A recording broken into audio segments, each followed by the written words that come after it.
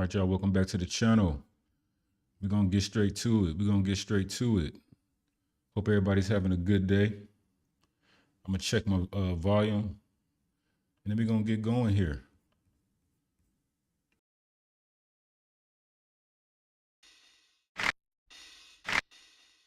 You ain't really live life till you die some strays. I flop 3 7s and he just raised. R.I.P. to the uncles and Michaels. He just like his dad, yeah, we recycle. I pump this bitch straight through the cloud. When it didn't make me, how you like me now? Look all you want, but don't throw no punches. My angels all around and they moving bunches. I'm easy to up down to my socks. Keep telling truth, gon' make it pop. Alright, young man, I'ma make it simple. Never trust a girl with big ass dimples. And just cause you paid don't mean you ain't broke. And everything that fire don't always bring smoke. I thought I was Django, but I'm Steven. Don't run into my house, when are they leaving? The earth stood still, now it go where we go.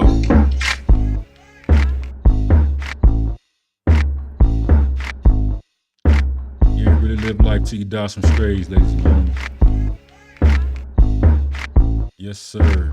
Thought I was Django, but I'm Steven. I don't want them in my house, when are they leaving?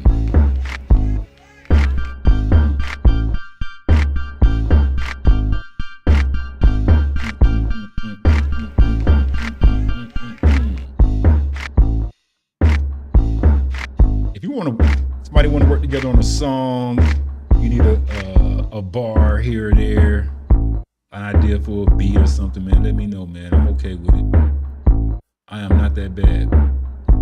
All right. We're going to get straight into it, man. Straight into it. All right. We're going to be talking about Dum Diversas. All right. Today's main topic of discussion is something called Dum Diversas. Many of you all have probably heard of that document. Many of you guys have not. And that's fine. We're going to talk about it a little bit today, but we're going to lead up to it. Okay. We're going to lead up to that. I have a little slideshow put together here. It's not to teach. I'm not necessarily here to teach.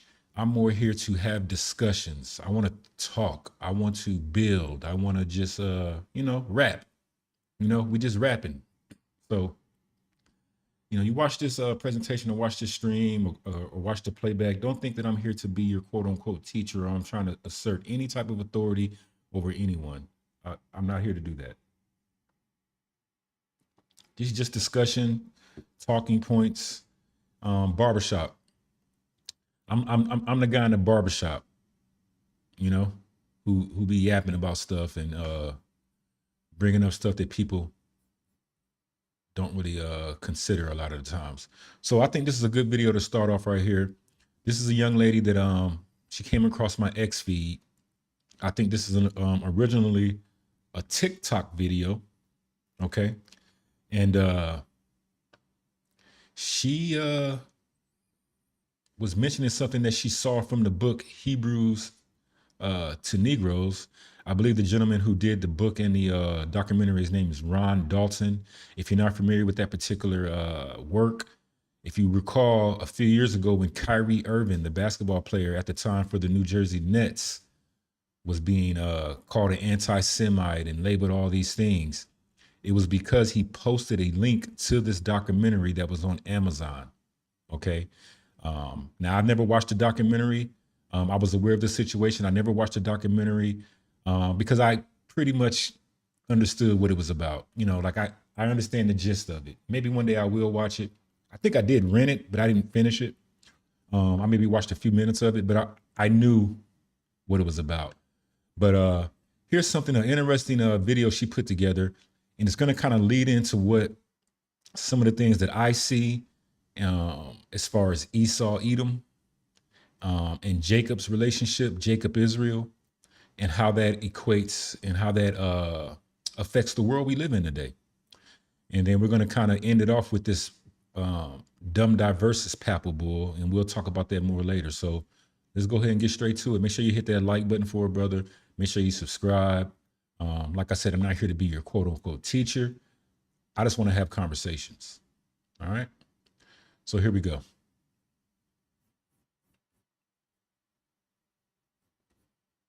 our government been lying to us about our history regarding with people of darker skin color? And why does a certain state 6,000 miles away have such a grip on us? And how do these two topics relate? Lucky for us, I actually found something that can possibly help. I put the captions up so y'all can read. I'm not sure how loud the volume is on this. Let's go back and see what she says. She says, has our history regarding people of darker skin color? Here, let's see what she says here. Check it out. I'm gonna let it play through. Our government been lying to us about our history regarding with people of darker skin color? And why does a certain state 6,000 miles away have such a grip on us? And how do these two topics relate? Lucky for us, I actually found something that can possibly help us. I stumbled upon a quote and it got me thinking. I'm going to remove the person that said it because I want to remove any biased opinions about this person. And so I quote, America has God's jewelry. The Americans have the jewels of God. The Americans stolen God's precious jewels. What do you mean, his precious jewels? The soldier asked. Blank said, America has stolen the Jews, the jewels of God. But listen to this.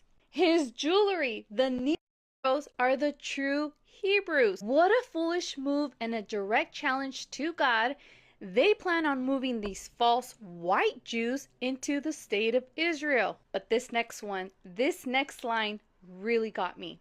Because the white Jews know that the Negroes are the real children of Israel. And to keep America secret, yep, you heard me, America secret, the Jews will blackmail America. Now, the Jews that they're referring to are the white Jews. They will extort America. Their plan for... I have to laugh when she says the white Jews. That's funny to me every time I hear it. World domination will not work if the Negroes know who they are. So just a recap of what this says. This man basically said back in the 1930s, 1940s that there is a group of white people that are going to move into the Holy Land to pretend that they are the true chosen people of God. And the true children were sent over to America. By the way, this was taken out of this book right here. Is this possible? Is it possible that the Jews in the Holy Land aren't who they say they are? Could it be possible that that is exactly why in Revelations Christ says, I will make those of the synagogue of Satan who say they are Jews but are not? So you mean to tell me that the reason why we bend the knee to a certain state isn't because of money, it's not because of oil, but it's something a lot deeper than that? Do you mean it's more spiritual? Just for clarification, we have a secret, America has a secret that we don't want exposed. In order to keep it a secret, we are continuously getting blackmailed. We have to bend the knee, give in to whatever it is that they want in order to keep our secret from being exposed. I mean, given everything that's going on and everything we've heard, everything that's been exposed, all the truth that's being revealed, that sounds very possible. This is going to trigger people. Why? Because not only am I challenging the history, I'm also challenging who is controlling the narrative. Food for thought. Very interesting breakdown she put together there. Bravo for her. Now, there's some things in there that I don't necessarily agree with. And I'll tell you guys straight up, I don't believe that land they call Israel over there is the promised land at all. It doesn't fit anything. It seems to be a diversion. Just simply a absolute diversion from the enemy to have us look over there when you might be already standing on your land. That's just something to ponder. Okay. She brought up the idea of now we all know, right, that this quote, everything that this man said from 1930s, 1940s Germany, it's just a hoax, guys, right? YouTube, it's just a hoax. He didn't really say this. This conversation didn't really happen. This is all just fiction, right? We know that, right? But it's very accurate. It's accurate. And I think it leads into what we'll be talking about today. Okay. Yeah, it's going to lead into what we're kind of talking about today. So let's go ahead and get straight to it. But she said a lot of interesting things there. A lot of interesting things. Mentioning, blackmailing of America, that the true Jews are quote unquote Negroes here in America. If anyone who disagrees with that, right, you have that right. Everybody's got to take their, like I said, all the time. Everyone's gonna have to take their thoughts and their knowledge to the grave. And the truth will be revealed one way or the other. But I do find it strange that of pretty much all the people on earth, there's only a certain group of people that have no identity of their past. And that's not by mistake. You can't have a world that can go to Mars and tell you about black holes and tell you about all these other time periods in history, then at the same time, not know who these quote unquote slaves were. That's not logical. Okay. And then I find it interesting because there seems to be two types of people in the world. All right. And here, I even break it down further. With quote unquote black people, when you give them information, there's this natural instinct in them to become a victim and say, nah. We just black. We freedmen. We FBAs. We Africans. Or they don't want to see themselves as anything but. Right. And then from the quote unquote white side, there's this level of implication that they have struggles with, of realizing that maybe they're not all what they think they are. Maybe they're not Superman after all. And there's this balance, this weird, strange balance, where both sides will reject information, aspects of truth based on their position. And it's just a strange dynamic, if y'all can understand what I'm trying to say. All right. So, very interesting quote here. And it's very accurate. Okay. It does explain a lot. From that particular point of view, it explains a lot of what we see today in the world. It really does. Because I would say there's several Americans out here right now, realizing that our relationship with the state of Israel seems to be illogical. It seems to be to a certain level of, okay, where's the common sense in all this? It just doesn't make logical sense.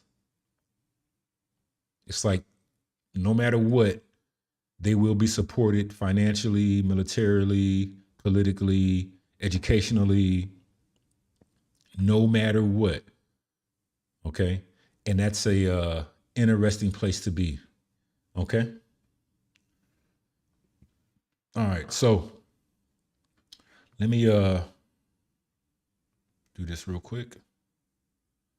All right. Yeah, I think we're good to go. All right. So yeah, let's get straight to the presentation.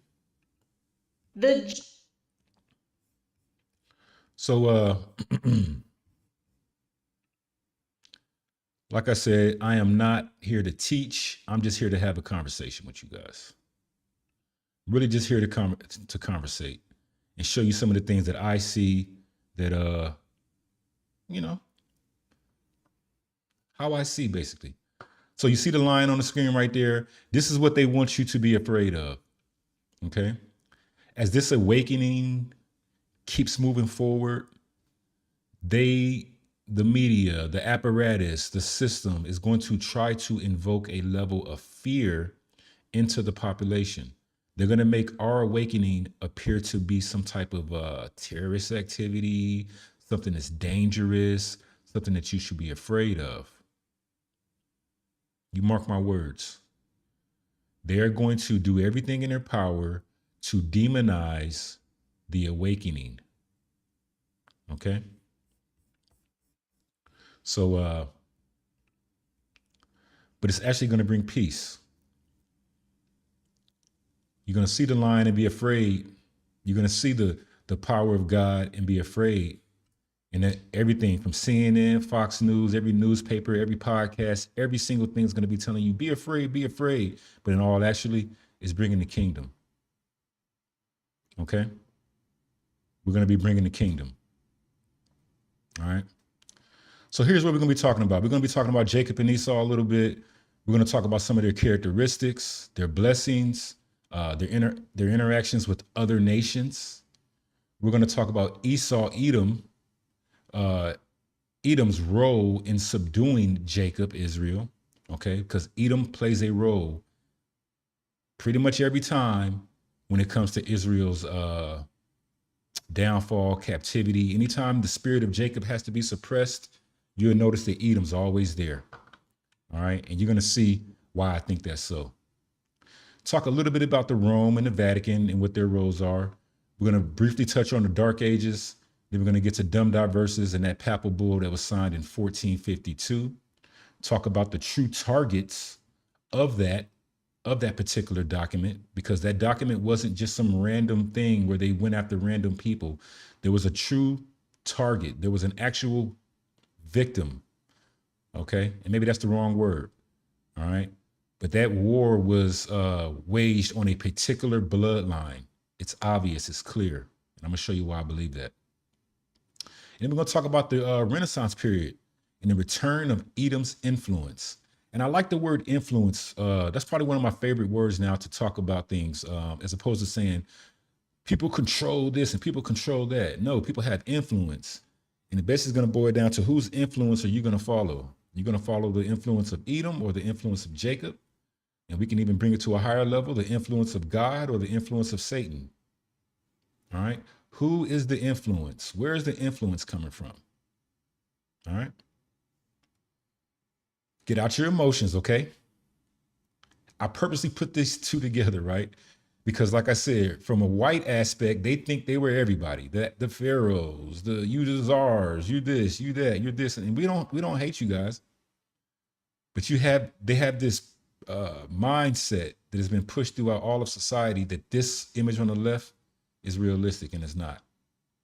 And then conversely, you'll see certain of us in the quote unquote black community that would try to bring information about certain periods of time and where we come from. And you'll get somebody with a smart comment to say, we was kings. And like I said, it's funny. Both sides are going to have to find their level some kind of way. All right. So we're going to start with the basic story of Japheth, Ham, and Shem. We all know these three. These are the sons of Noah. According to the biblical narrative, these are the three sons that pretty much populated the earth. All right. We know that Japheth, based on our revelations now, what we see, Japheth appears to be what you would consider the white European people. Okay. Like I said, I'm not here to teach. I'm here to have a conversation. If you believe something different, that's fine. You can put it in the comments. But that's what I'm seeing. All right. Let's talk about Japheth's, some of his characteristics and what his name means. Japheth means opened. Okay. That's very, very, very key. All right. And his blessing is that God shall enlarge Japheth, and he shall dwell in the tents of Shem. And I think that explains a lot of what you see today with so-called Christianity. We have several quote unquote white pastors asserting authority over Shem's blessing, certain authority over Bible teachings, and they're trying to assert that some kind of way that Christianity is theirs, or you know, they're the authority figures, and they're going to tell you this and tell you that, and they have this certain level of puffed upness, is what I would call it. All right, but it says God shall enlarge Japheth. There's a reason that says that. I feel there's a reason that is in there, and I'm going to show you how I think that works. And he shall dwell in the tents of Shem. So it's no wonder that we see these white Christians being so proud of the Bible and having this this sense of ownership of the word. All right. But when you look at the root word for Japheth, now I don't speak fluent Hebrew. I'm not going to sit here and tell you any kind of lies. I don't speak fluent Hebrew. I don't speak Hebrew at all. But I do like to go into the root words of some of these phrases and whatnot to see try to get a better understanding of what was being conveyed through the word. All right. And as you can see, Japheth means to be spacious, be open, be wide, make spacious. Interesting. Make open, to be simple, to entice, deceive, persuade, be open-minded, be simple, be naive, be deceived, be gullible, to seduce, be persuaded, to be deceived. I think that kind of plays into this. What y'all think?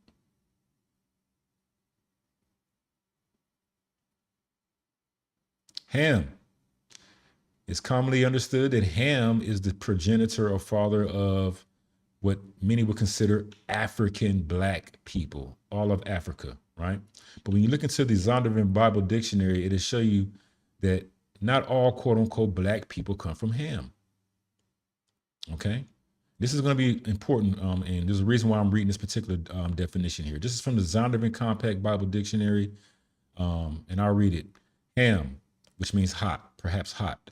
The youngest son of Noah, born probably about 96 years before the flood, and one of 8 persons to live through the flood. He became the progenitor of the dark races, not the Negroes. That's so important.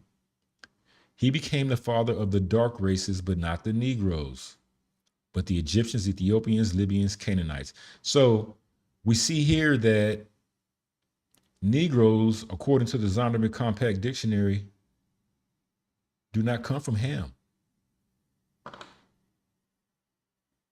They don't come from Ham. And that's contrary to everything that we're taught through these Bible teachings, modern day Christianity, mainstream is what I would call it. The mainstream doesn't use this definition.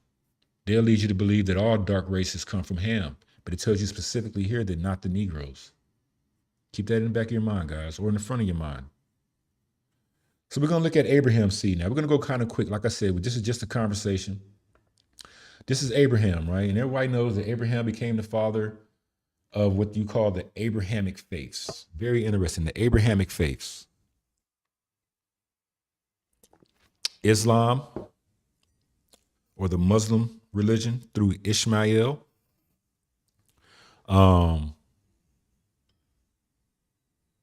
Through Jacob, which you get the Torah, or some would say to a certain degree, Christianity through Jesus Christ, through the line of David. And then Esau is the father of Judaism. 2 different things. Moses did not give the children of Israel Judaism, ladies and gentlemen. There's so many false monikers and misnomers that have been placed into society on purpose to mislead us. Moses didn't bring Judaism. Okay? He brought a culture. He brought a understanding. He brought Torah, lessons, teachings, not Judaism. All right? So you see the line there. All right? And one thing you'll notice too, a lot of these debates that they have on TV, right? You'll see guys like Tucker Carlson interviewing Mike Huckabee. And then Tucker Carlson will ask, well, who are the seed of Abraham? That within itself is a deception, ladies and gentlemen. They'll sit there and argue for 25 minutes straight about the seed of Abraham. Well, according to this chart here, and according to what we understand about the biblical narrative, Abraham had many children. So all of these people, technically, and their families would be the seed of Abraham. So if you ask the question, are Jewish people the seed of Abraham? The answer to that question could be yeah. I would say that it is yes. But are they the seed of Jacob? Are they the seed of Ishmael? Are they the seed of Zimran through Keturah? Like, there's a lot of children of Abraham. That's a purposeful deception, ladies and gentlemen. Because in the context of the conversation, everyone in the back of their mind puts themselves to believe that they're talking about quote unquote Jews or Israel, and they're not. They're purposely telling you the truth, but they're using deception when they say the children of Abraham, because we're not talking about all the children of Abraham. Okay. So let's go ahead and move forward in the story here. We're going to read a little bit about Jacob and Esau. Okay. Jacob and Esau, I feel that they have 2 very, very, very important roles in the world. Okay. And I give you a spoiler alert now. It's my understanding that this world can only be influenced and follow the influence of these two brothers. Either the world's going to be primarily influenced by Jacob, or the world's going to be primarily influenced by Esau. One or the other, hot and cold, up and down, left and right, truth or lie, duality. All right. So we're going to pick up in Genesis, the 25th chapter, and talk a little bit about these two. This is going to get into some of their characteristics, and we're going to look at these characteristics and some of these prophecies to see how they play out in the world today. So here's Rebecca. She's pregnant with twins, and we'll read that story from here. We'll start at Genesis 25 and 21. And Isaac entreated the Lord for his wife, because she was barren, and the Lord was entreated of him, and Rebekah his wife conceived. And the children struggled together within her, and she said, if it be so, why am I thus? And she went to inquire of the Lord. And the Lord said unto her, 2 nations are in thy womb, and 2 manner of people shall be separated from thy bowels. And the one people shall be stronger than the other people, and the elder shall serve the younger. So there's the prophecy that Rebekah received, the mother of Jacob and Esau. Okay. 2 nations are in thy womb. 2 nations and 2 manner of people shall be separated from thy bowels. Okay. So this has already given us a little bit of insight onto maybe their physical characteristics and their spiritual characteristics. All right. The one people shall be stronger than the other, and the elder shall serve the younger. And that's a key point there, because in Hebrew tradition, the elder son is the son that receives the birthright and the inheritance from the father. But Rebekah received understanding that the eldest son is going to end up serving the younger. Okay. And when her days to be delivered were fulfilled, behold, there were twins in her womb. So she did have twins. And the first came out red, all over like a hairy garment, and they called his name Esau. And after that came his brother out, and his hand took hold on Esau's heel, and his name was called Jacob. And Isaac was 80 years old when she bare them. So there's a lot there to get into. There's so much we can take away from those few scriptures right there, those few verses. One, you can imply that these brothers were not identical twins. They were indeed fraternal twins, based on the fact that Esau's appearance was described and Jacob's wasn't. Okay. Now that word red there, some take that to say that his skin was red or maybe pale, fair skin, which is fair. Okay. I kind of used the same word there. That's a fair assessment to say that he was more than likely fair skinned. Okay. But that word red also has understanding to it. And that word hairy. Okay. From my understanding, from my research, red and hairy, it's like he was frantic, fearful, uneasy, hairy, rough. That was his spirit. Okay. And then it says, after that, his brother came out and took hold on Esau's heel, and his name was called Jacob. When you look into that word Jacob, one of the root words or primary understandings of the word Jacob is to search out. Is to search out, investigate, if you want to use that term, but to search out, to usurp. Okay, so you can see there that these two brothers have an interesting dynamic already. The elder shall serve the younger. Esau has a spiritual way, and Jacob has a spiritual way. He's holding Esau's heel, and his name, in his root form, means to search out as well. All right, very interesting in my understanding. Very, very interesting. Okay. All right. So we see these are the two brothers, guys. Ladies and gentlemen, I should say. All right, so we look as we move forward in the story. And many of y'all have read this before and seen this before, so I'm not bringing anything quote unquote new per se. And Jacob sawed pottage, and Esau came from the field, and he was faint. So Jacob's making pottage. Here comes Esau from the field. Okay. He's faint, meaning he's tired. He's weary. All right. And Esau said to Jacob, feed me, I pray thee, with that same red pottage, for I am faint. Therefore was his name called Edom. And Jacob said, sell me this day thy birthright. And Esau said, behold, I am at the point to die. And what profit shall this birthright do to me? And Jacob said, swear to me this day. And he swore unto him. And he sold his birthright unto Jacob. So Esau sold his birthright, his firstborn status, his inheritance from his father, for basically a bowl of soup. Then Jacob gave Esau bread and pottage of lentils, and he did eat and drink, and rose up and went his way. Thus Esau despised his birthright. Esau despised his birthright. He sold his spiritual blessing for a physical meal.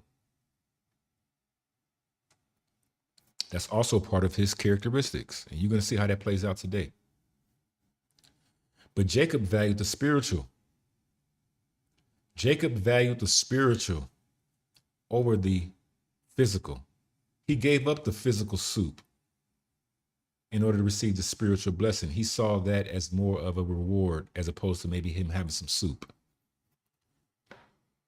Now, what's interesting in here, I like to kind of like go into my imagination to a certain degree. It's interesting that Jacob asked for the birthright for the soup. Jacob could have asked for the keys to the Ferrari. He could have asked for, let me get the summer house for a couple of days. I got some girls I want to take to the summer house. But he asked for the birthright. And the interesting thing, if Jacob would have asked for the keys to the Ferrari, Esau probably would have said no. But Jacob knew Esau's spirit. He knew that Esau didn't value the spiritual things. He knew. He searched them out. He searched them out, ladies and gentlemen. Think about that. If Jacob would have asked for the keys to the car or the summer house for the weekend, something physical, Esau would have more than likely said, no, you're not getting in that. But Jacob knew to ask for that spiritual birthright. He knew Esau's spirit. He knew what moved him. All right.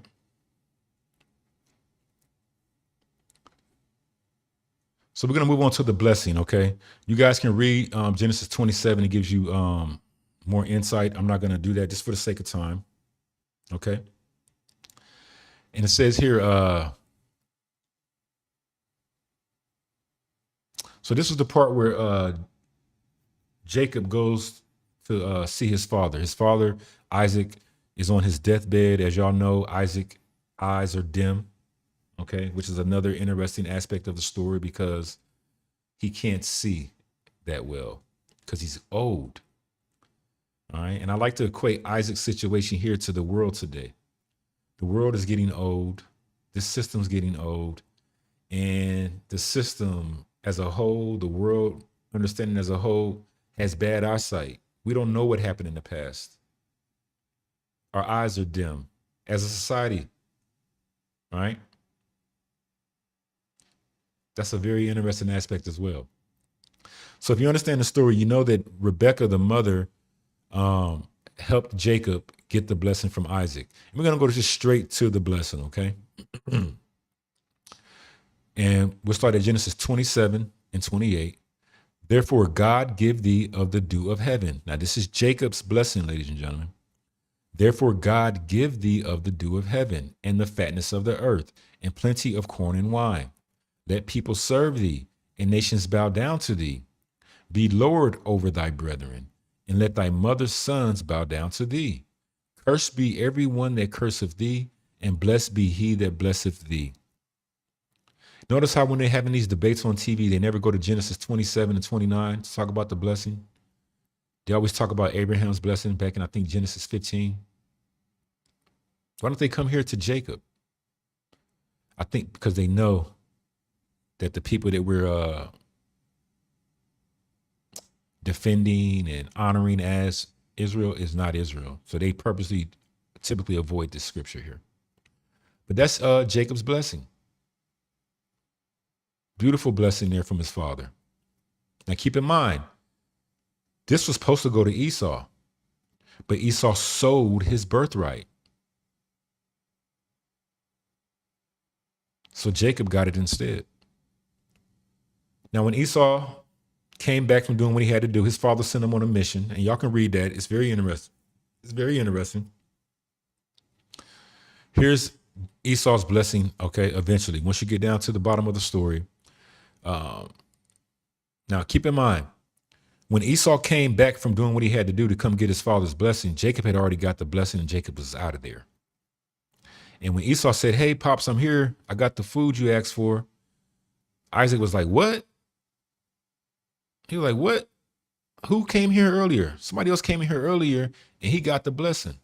And Jacob started crying. I mean, not Jacob. Esau started crying. Oh, Jacob got me again. My brother, he deceived me. Yeah. Give me a blessing, Daddy, please. So here's the blessing that Isaac gave Esau. And by thy sword, here, let's start from here. Genesis 27:39.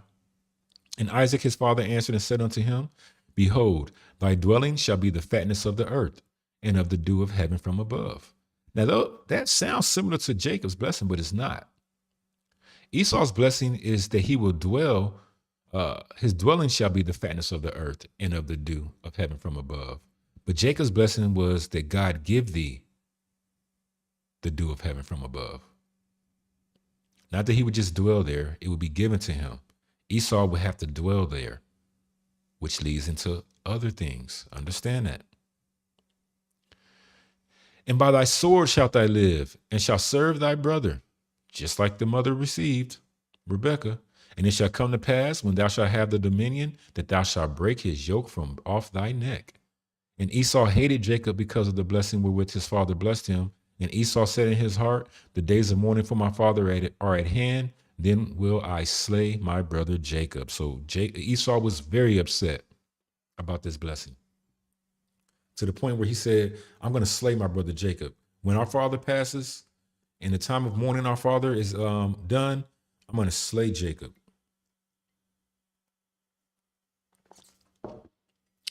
Okay. Now, when you read Esau's blessing, there's a lot of things in there. It says, by thy sword shalt thou live. Now, of course, we can look at the physical sword and say, yeah, it's just talking about military might and this, that, and the other. But there's more that goes into that. Financial system, media, education, sorcery. There's a lot of things that go into that quote unquote sword category. But one thing that's also interesting about that word sword, what is a sword used to do? It's used to cut off, used to cut in half, to break and cut in half. Right? And when you look at the totality of this blessing, based on some of the things that have been revealed today and what my eyes see, for at least, from what I'm seeing, it seems like Esau's blessing is to be able to take down his brother at times. Like his sole blessing is to be able to subdue Jacob. That's his blessing. The ability to subdue his brother Jacob. Spoiler alert. It appears that he's the only one that can do it too. It appears that no other nation, no other people on earth received this blessing. Only Esau. Only Esau. So Esau's birthright is the spiritual ability or the spiritual blessing from his father to be able to subdue Jacob, his brother. That's what I get from the totality of Esau's blessing. And the fact that he sold his birthright. And we'll get into that a little bit later. So remember, we said that the scripture said that Esau was going to kill Jacob. And I want to read Genesis 27:42 just real quick, because this is interesting. And these words of Esau, her elder son, were told to Rebekah. So someone came and told Rebekah that, hey, Esau wants to kill Jacob. And she sent and called Jacob, her younger son, and said unto him, behold, thy brother Esau, as touching thee, do comfort himself, purposing to kill thee. So basically she's telling him, you know, I know your brother signed you to a record deal. I know your brother helped you with the civil rights movement. I know your brother said, hey, I'm just going to take you on this boat ride across the water. He's only doing it because he wants to kill you. As far as him touching thee, every time he's near you, every aspect of his interaction with you, it's only to kill you. Very interesting. So let's look at how Edom was involved in pretty much every captivity, every downfall of Israel. Edom was there, ladies and gentlemen. Through the Babylonian captivity, through betrayal, he betrayed his brother Jacob and the Jacobites, Israel. Esau was there in the Persian Empire with Haman. If y'all know anything about the story of Haman, the book of Esther, Haman was an Edomite. The Assyrian Empire, the Edomites constantly attacked and agitated the southern kingdom of Judah. During the time of the Greeks, Antipater versus the Maccabees, Edom. During the Roman captivity, the Roman Senate appointed Herod, an Edomite, to rule over Judea, over the Israelites. Esau was always there as the middleman for the other nations when it came to touching Jacob. Have y'all noticed that? It's always Edom playing the middleman, using his blessing, selling his birthright to the other nations. Esau is selling his birthright to the other nations. And what was his birthright? What was his blessing? The ability to subdue and kill Jacob. And we saw his nature. He sold his birthright for pottage, for a bowl of soup.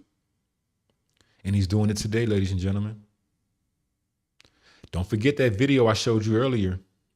Don't forget that. If you haven't watched that video that I showed you earlier with the girl talking about the man in 1930s Germany and what his a quote that he's reportedly put out in a conversation he had with a soldier, go back and watch that. Esau sells his birthright to the other nations in order to subdue his brother because he's the only one on earth with the spiritual blessing and authority to do it. See, this world is more like Game of Thrones. It's more like Harry Potter than it is, some politic movie or some CNN newscast. It's more spiritual than anything. And they'll deceive us to make us feel like everything is so physical. While we're playing the physical game, the ruling families and the ruling kings of the earth, they're playing the spiritual game. And I'm going to show you that as well. So we see all these captivities here, and Esau was involved in every one, selling his birthright to the nations. Let's talk about the time of Jesus the Christ. This is Herod. Let's talk about Herod. Now, when Jesus was born in Bethlehem of Judea, in the days of Herod the king, behold, there came wise men from the east to Jerusalem. So I just pretty much pulled this particular scripture. I think it's in Matthew's, to show you that Herod was the king over Judea. And Herod was appointed king by the Roman Senate. We'll see that here. Herod and his kinsmen were considered half Jews or Jewish. Herod and his kinsmen are Jewish, ladies and gentlemen. Okay. And let me show you one more other thing. What you're going to find out is that Esau has the ability, he was fair-skinned. Remember, as I told you earlier, these were fraternal twins. These were not identical twins. Jacob and Esau did not look alike. Esau has the ability to look like Japheth. He's fair-skinned, so he hides and mingles amongst Japheth. What's up, C. Moses? But Jacob is dark-skinned. So when he needs to flee, he needs to hide, or whatever the case may be, he tends to blend in better with Ham. That's one of the mysteries, ladies and gentlemen. That's why it's so easy for a lot of these camps and stuff to say Esau's just the white man. Well, that's the whole point. Remember, it says God shall enlarge Japheth. Why did it say God shall enlarge Japheth? Because they understood through prophecy that Esau would look more like Japheth, and Esau would use Japheth. In order to use Japheth, he has to be enlarged and be deceived and be simple and be naive. So whether y'all understand that or not, Esau can hide amongst Japheth, the white European people, and Jacob can hide and mingle amongst Ham. And you'll see that particular dynamic play out throughout the scriptures. It's all up and down the scriptures. You can see it every time. All right. I wanted to put that out there. So now Herod, let's read a little bit of Herod. Herod was Jewish, ladies and gentlemen. The name of a royal family that flourished among the Jews in the times of Christ and the apostles. Herod the Great was the son of Antipater of Idumea. Idumea is the Greek variation for the word Edom. It's the same word. One is Greek and one is, I guess, Hebrew or Latin or however you want to say it. But Edom and Idumea are the same.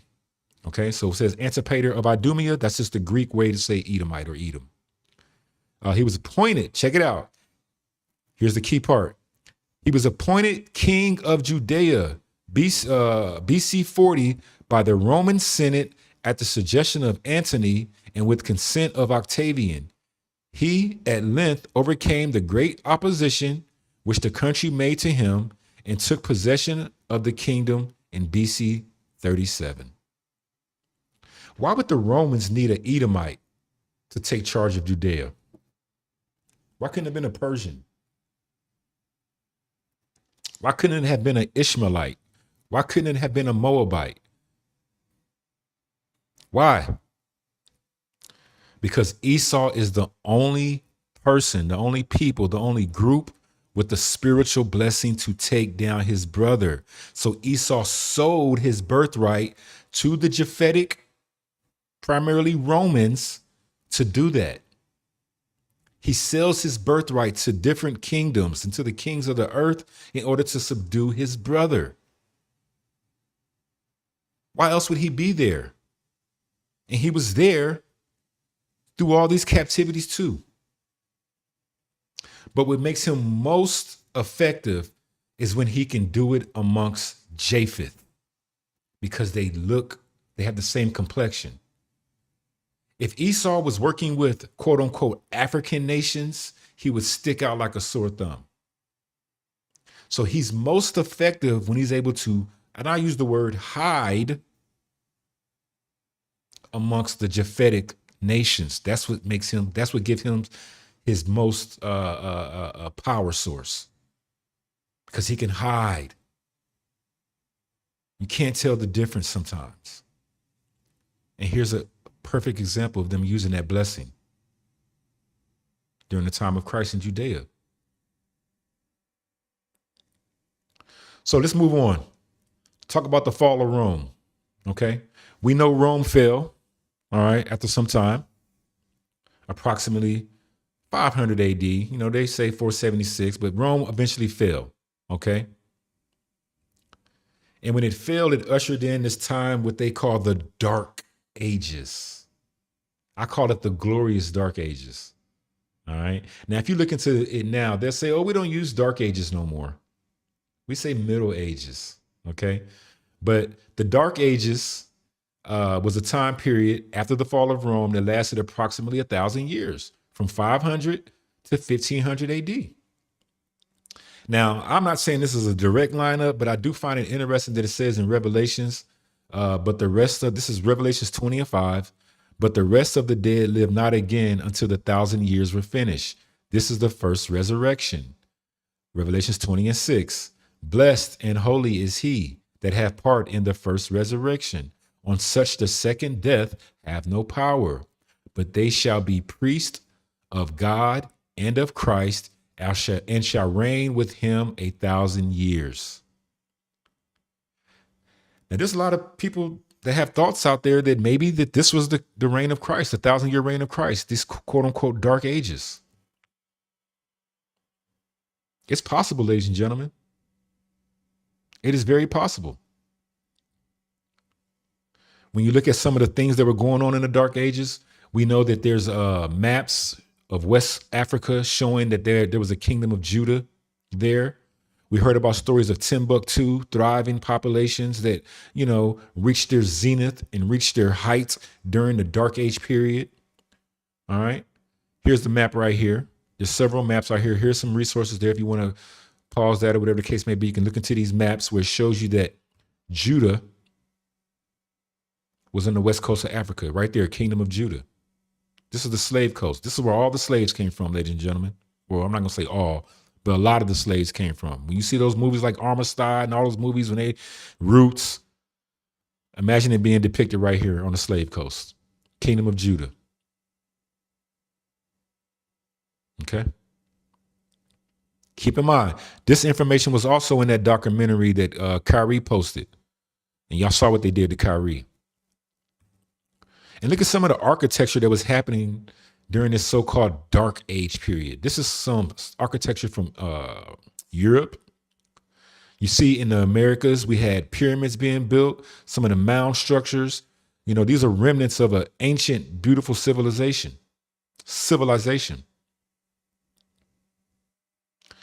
Now, on the left here, I think this is all the Mayans. I could be wrong. I can't remember if it's the Mayans or Aztecs.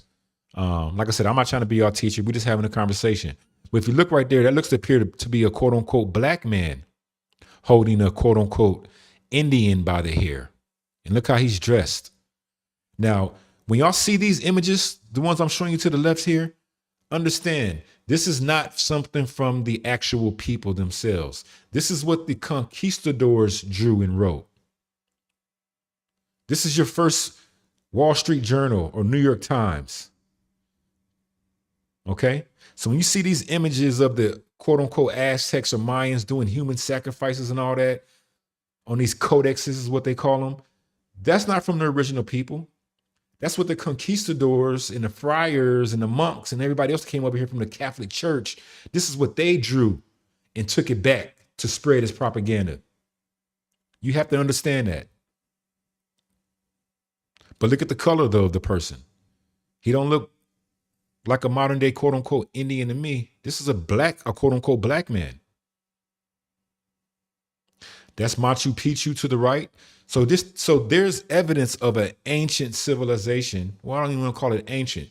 A past civilization that seemed to thrive during this period that they call the Dark Ages. There's stories about kingdoms called Tartaria. Some of y'all might have heard that. And I don't know a whole lot about that. But there seems to be this understanding that maybe it wasn't quite dark like they portray it to be. Maybe it just meant that Edom didn't have influence over the earth. Maybe Jacob did. Just a thought.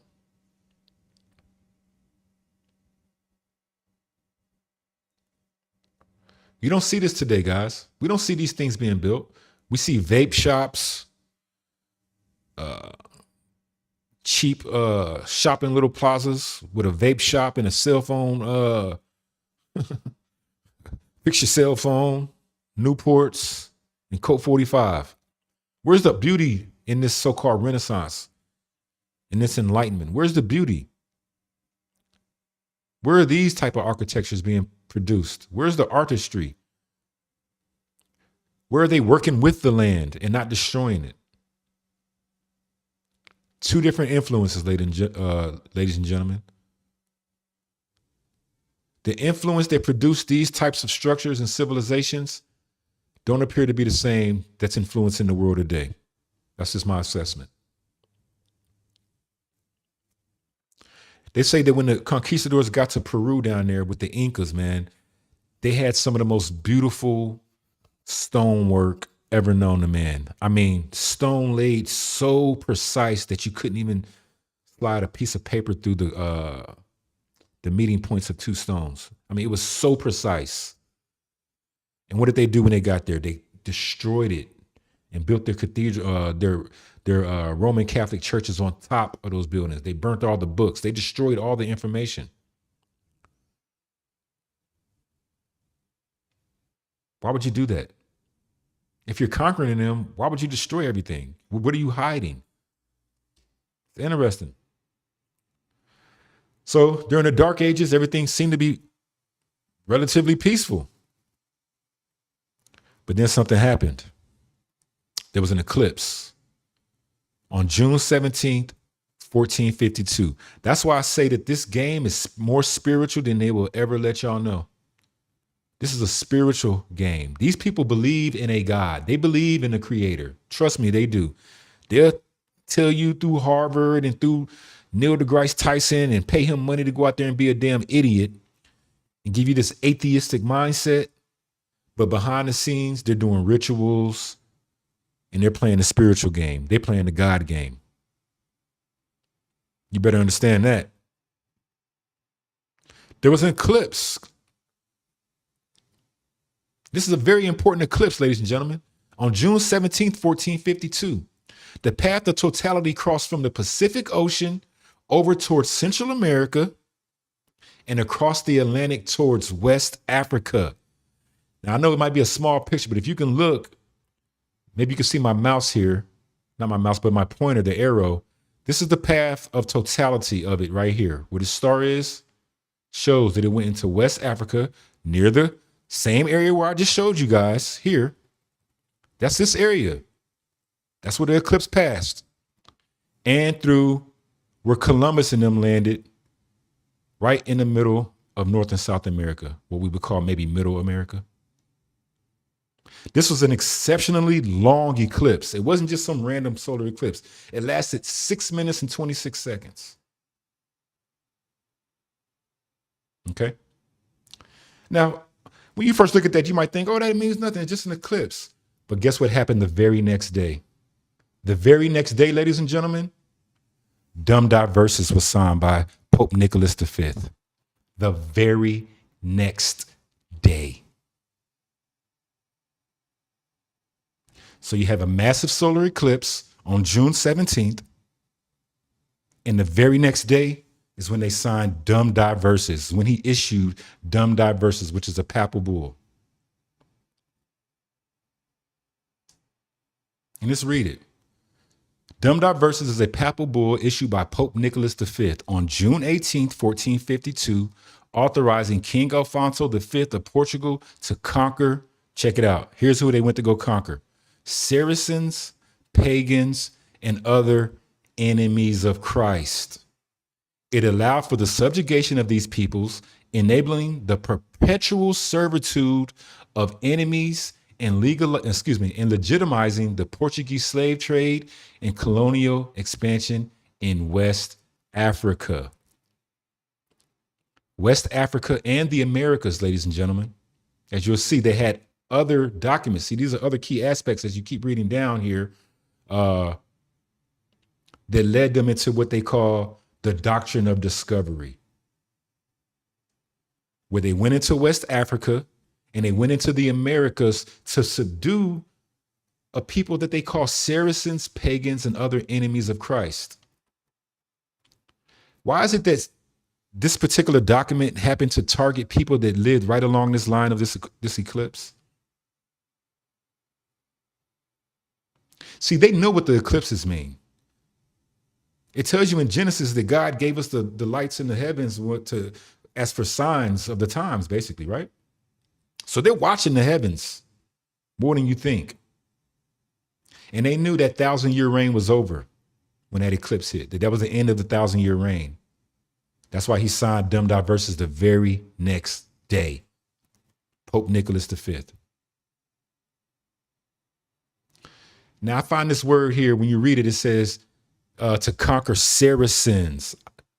Saracens. Now, phonetically, to me, it sounds like sons of Sarah.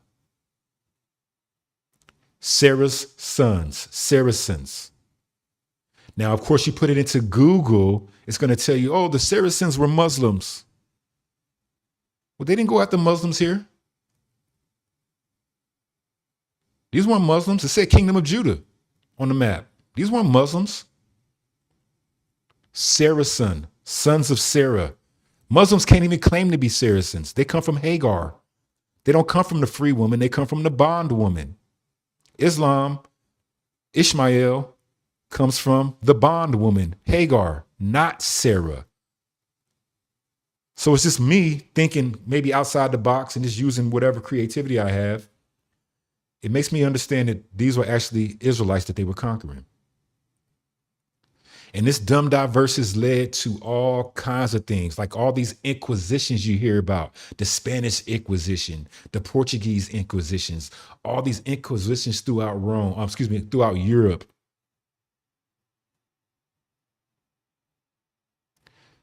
They'll lie to you today and tell you, oh, those are Jewish people that were going. No, they weren't. That was us, ladies and gentlemen. Those are quote unquote black people they were going after. Who were the targets of Dum Diversas? And one of the key aspects I want y'all to understand about this document, it is the only document, based on all my understanding of what I've seen. If someone can find another one, let me know. Like I said, we're having a conversation here today, ladies and gentlemen. This is the only document in the history of the world that relegated people to perpetual servitude. Perpetual servitude. Now, I don't know what that word perpetual means exactly, but it sounds like a long time, right? Perpetual seems like until we say it's over with. Like basically there's no end until something has to happen. There's no like end date of it. Perpetual servitude. This is the only document. And where did they go? Into West Africa and into the Americas.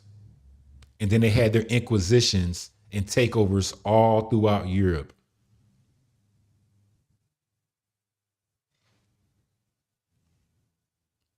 What is a papal bull? I'm going to read the definition of a papal bull real quick. A papal bull is a formal, highly solemn public decree or letter issued by the Pope, often authenticated with a leading, I guess that's the word, a leaden seal, or bulla is what they call it, used for significant legal, political, or dogmatic pronouncements.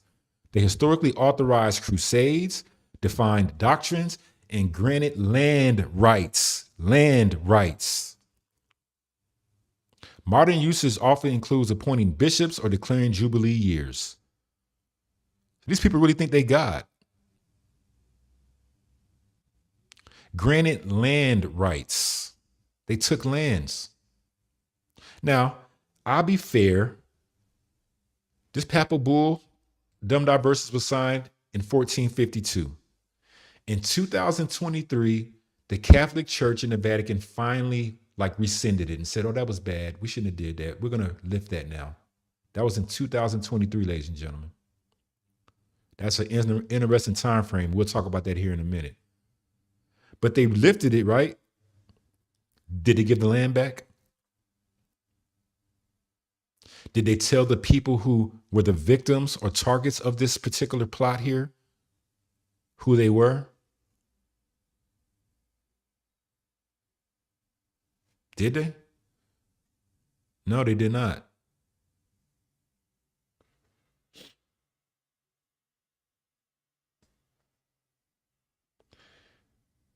Man, I think all that stuff over there is fake, Palestine. And we'll talk about that here in a little bit, towards the end. This is an image, a painting called Wild Men and the Moors. I also believe this term Moor is another fake name. Now I know we got brothers that thinks that we're the Moors. I think when you see things like Moors and whatnot, that's just another way to hide identity. Another way of calling someone just black.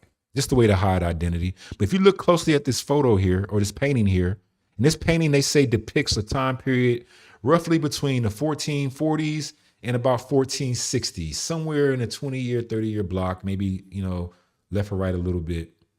But if you look at the image, it's clear showing that you have these quote unquote fair-skinned people attacking dark-skinned people, and the dark-skinned people are in the castles.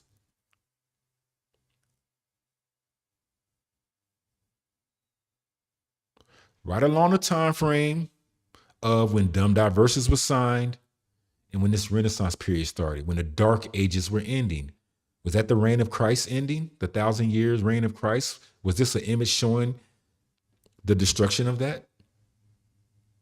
Now, when people say that, quote unquote, black people ruled Europe, I mean, we can use that term if we want to. I don't want to use that term ruled. I want to say influenced. Influenced Europe, influenced the Americas, influenced Africa, influenced the world. Where these other nations wanted us there, wanted to learn from us. Not some military hostile stuff. We think we got to get our mind away from how Edom rules. Edom's blessing was the sword. That's not our blessing. We the artist. Okay? But look what they're doing. They're attacking the Moors. Right around the same time frame that links up with what I showed here with Dum Diversas, the eclipse. This is when this whole changeover started happening. And it went from kingdom and kingdom. Now, also one thing that the Papa Bull said, and I don't know if it's going to list it out here in this particular definition that I pulled, but it also said in the Dum Diversas that we're going to seize their kingdoms. So there was kingdoms involved, their possessions and their lands. All that from this document that was signed one day after one of the longest eclipses in that time frame. They playing a spiritual game, ladies and gentlemen. So we see this image here that kind of more leads into that idea of what was happening and what happened. And then here comes the Renaissance period. They start changing stuff. Y'all heard about the iconoclasms where they start changing images. Right? God shall enlarge Japheth, and he shall dwell in the tents of Shem. Remember Japheth's blessing? They start spreading this identity thing and showing Jesus the Christ as a Japhetic guy. And here's the question to anybody who's quote unquote white and watches this, or black for that matter. If Jesus the Christ looked like this in real life, do you think that this image would be so widely spread across the world? This is use common sense. If he looked like this, do you think they would push this image across the world, ladies and gentlemen? They're telling the truth now. They're going to give you the image of what the Christ looked like, so when he returned, you would just automatically recognize him. I told you in the earlier things, and I'm going to go all the way back. They're going to make the salvation of the Lord look like this. They are going to do everything in their power to make you fear and be afraid and to question the salvation of the Lord. But all in all, it's going to produce the kingdom.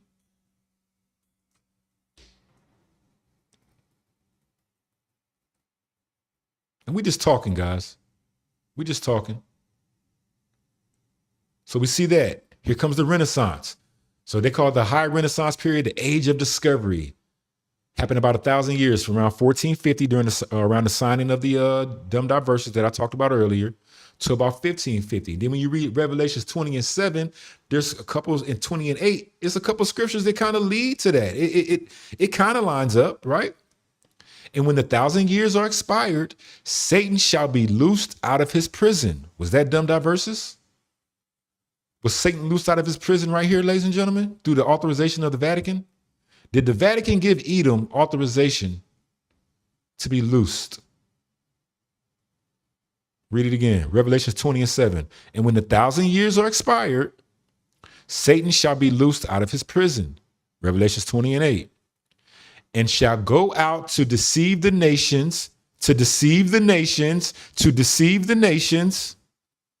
which are in the four quarters of the earth, Gog and Magog, to gather them to battle, the number of whom is as the sand of the sea.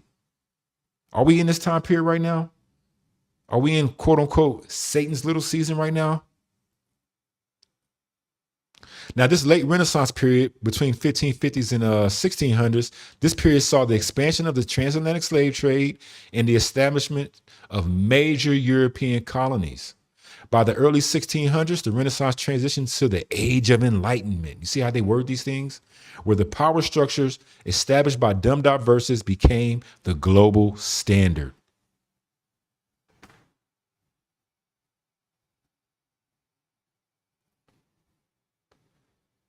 There was you got to understand, guys, you got to ask yourself basic questions and sit back and just think for a minute. Why did quote unquote black people have to go into captivity in order for this new world to be birthed, this renaissance? It wasn't random. It wasn't a coincidence.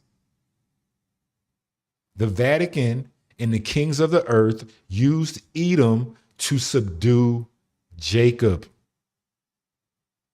Jacob had influence over the earth after the fall of Rome during the Dark Ages. Jacob, his heavenly spiritual influence, created all these beautiful things we can look back into the past and see. And when that 1,000-year time frame was up, that was marked by that eclipse, that's when Edom was loosed out of his damn hellhole. You look into the transatlantic slave trade, that was a heavily Jewish funded operation. That's just what it is. That's not anti this, anti that. That's what it was. It was a Jewish apparatus. And the reason you always see quote unquote Jewish people dwelling in the dew of heaven in these high positions in society is because they have to be there. Because they're Edom. And they're the only people that can subdue Jacob. If you put a Chinese person in the position of where the Jewish guy is, it wouldn't work. You can't subdue Jacob with Chinese people. You can't subdue Jacob with Persians directly. You can't subdue Jacob with just white people and Europeans. Edom has to play that middleman. It's literally like a Game of Thrones or some kind of crazy movie where the rocks have to be lined up a certain way. And if the rocks are not lined up a certain way, it won't work. It's literally that spiritual.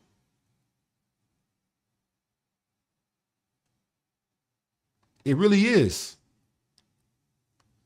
And when you look at America, why would George Washington need to be a Mason if America is so, godly?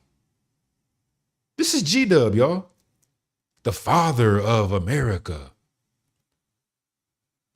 Why he need to be a Mason? What secrets did he know about this land? About this new construct?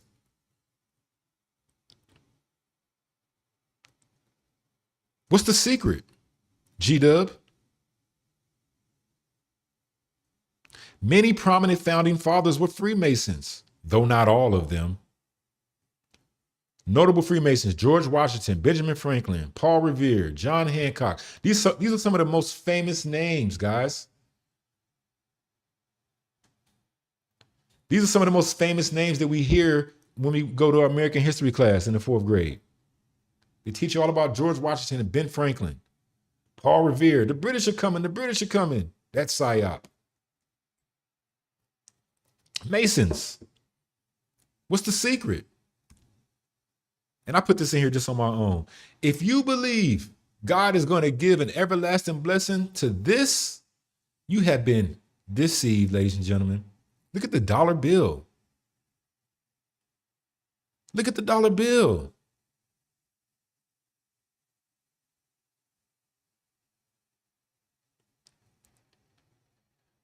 And I'm going to answer your question, C. Moses. Look at the dollar bill. It's telling you something's funny with that. You think God withstanding with this? All y'all people be saying, God bless the United States. Come on, guys. Really? It was founded off of Dum Diversas.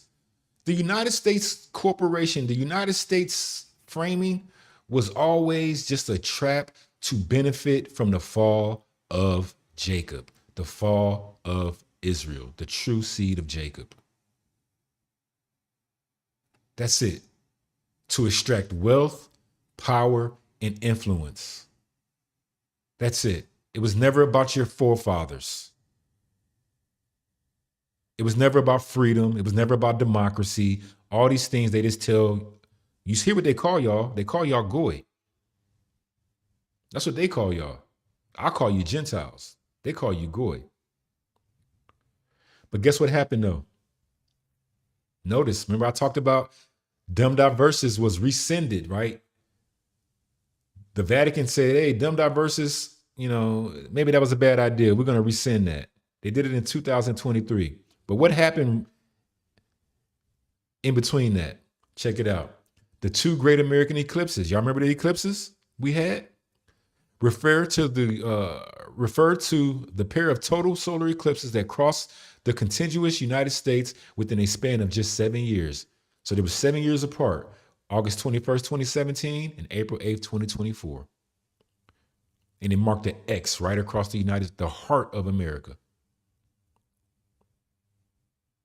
So the same way an eclipse was the start of our destruction, I truly feel that these two eclipses signify the reign of Christ again. It's happening. You can see things happening. Remember, they had COVID sandwiched right between this. All these rumblings are popping up now. And you're seeing people wake up. Not everybody can quite understand what's going on, but people are starting to look at a whole lot of stuff different now. Not everybody's on the same page. Everybody has their different understanding, different stages, but a lot of people are waking up.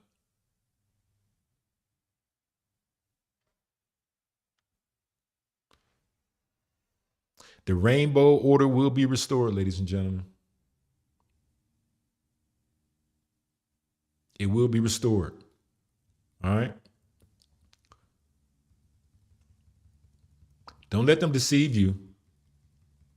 Don't let them, with the propaganda deceive you people, white and black, whether you're classified as white or black.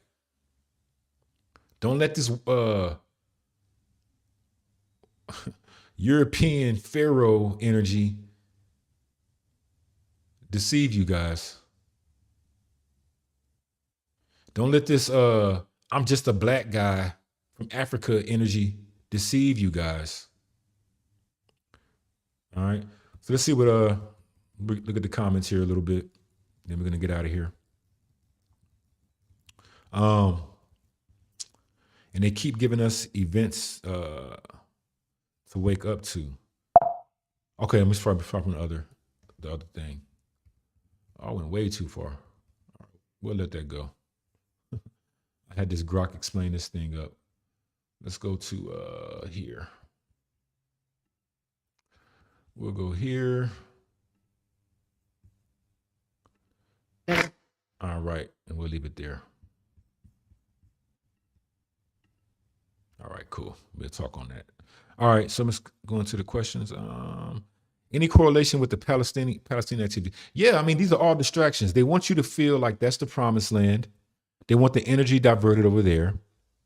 They want to seem like God's people, the Israelis, are like under attack. It's to keep up the ploy, keep up the game. And a lot of the kings of the earth are involved in this. Remember, I showed y'all that video where I did a video, or I put it in the video, maybe I took the video down. But according to, the homie, yeah, he said the power structure is you have these ruling families, these families that have been, around for 1,000 years. They can trace their lineage back 1,000 years. Imagine the level of information you could have if you can trace back your family all the way 1,000 years. All the information that could be passed from generation to generation to generation to generation over 1,000-year period, over a 1,500-year period. Imagine the level of information you would have and knowledge you would have over what's going on today. That creates a bit of power, right? So you have those families that rule. Okay, and most of these names you'll never know. Okay, then you have the Vatican. Then you have the financial system, BlackRock, Vanguard, all your finance stuff. Okay, then you have the governments, right? That's where all your governments operate under this financial window. And then under the governments, you have the media, Hollywood. When I say Hollywood and media, I'm not just talking about TV and music. I'm talking about your education. All that falls under media. Your education is a form of media, whether y'all understand it or not. All right. That's that first layer of sorcery right there in the media, the stream, the Red Sea, the red media. Okay. So I think this whole Palestine thing and all that, yeah, are people dying in real life? Yeah, but they'll kill anyone. They don't care. All this war with Iran, they're trying to induce a certain level of prophecy to make it seem like they are the true heir. Okay.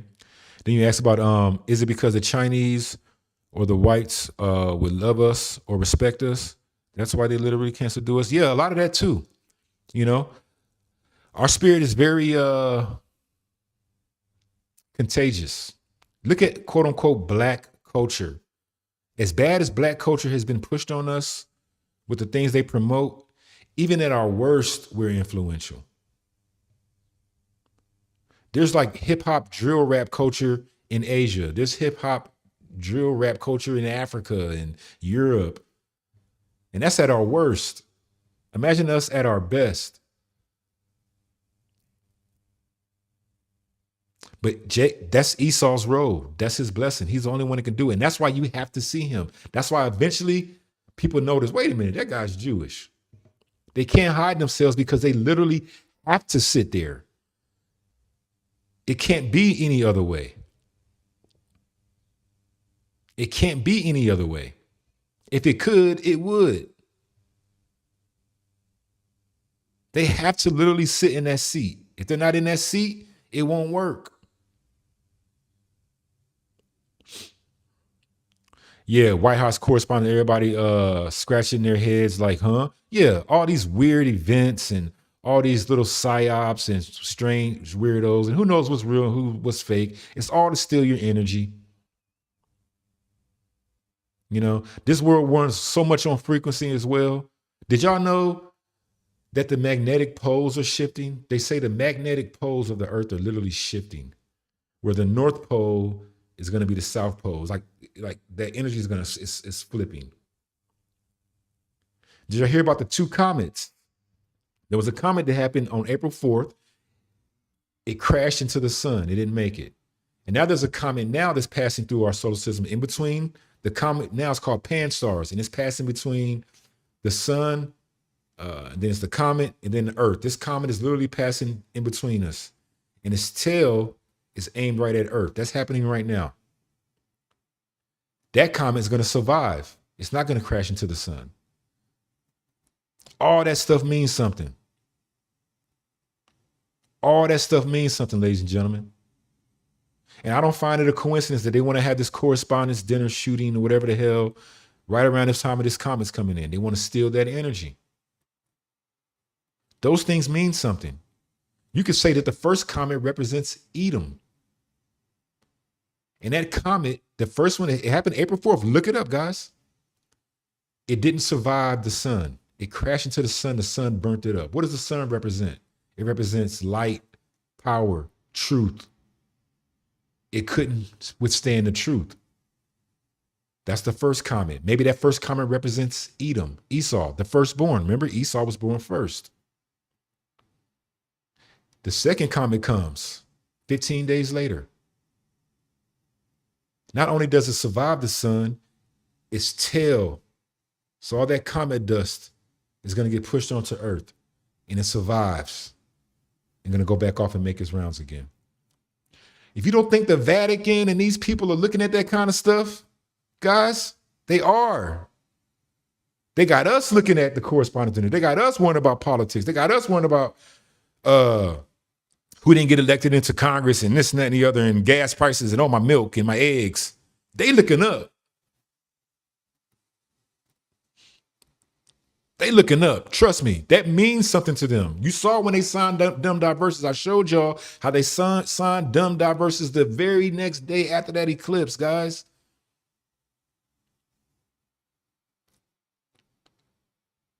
Yeah. You know, and all these people think they're going to be able to hide in the rocks with the homesteading. Hey, you know, do what you got to do, right? But I think all this stuff's going to get rearranged. All this stuff gonna have to get rearranged. The land has been stolen. The land gonna have to give him back to his rightful owners. And it might get messy before it gets clean, more clean. Okay. Yeah. Pan stars. Yeah. That's what I was just talking about.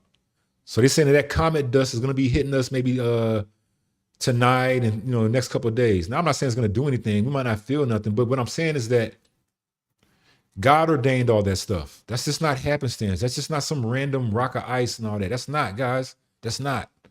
It's not. It tells you in Genesis that he gave us these things for signs. It's not just random.